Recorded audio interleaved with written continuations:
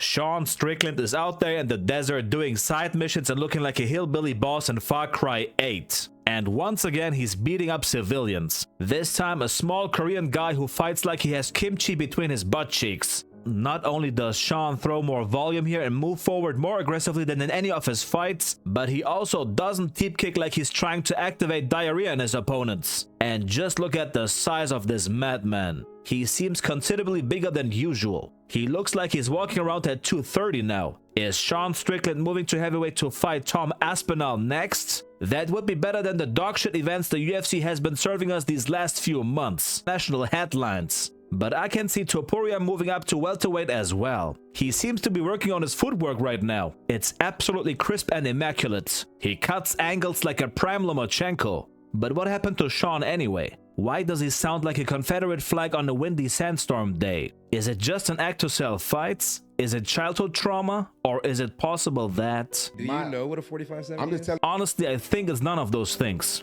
But let's take a look at an earlier Sean Strickland. This is when he was Sane Strickland. Taking on Bubba McDaniel, a veteran of the sport, but you are as well. Maybe the UFC fans don't know you as much. You weren't on The Ultimate Fighter, but you have a great record coming from King of the Cage. Yeah, I mean, I've been around, but I finally got the opportunity to prove myself in the UFC, and I'm pretty excited. Can't wait for that opportunity. Yeah. Talk about the matchup with Bubba. He's a well-rounded guy, southpaw.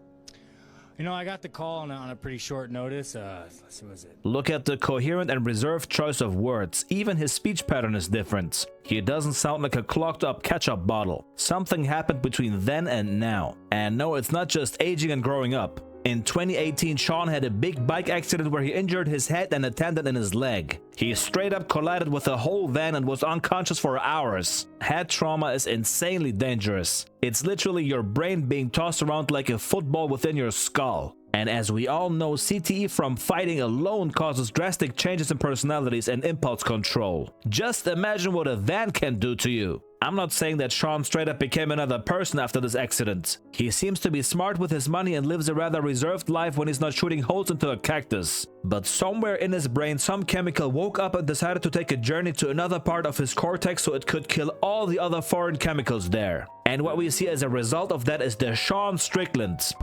What's up, guys?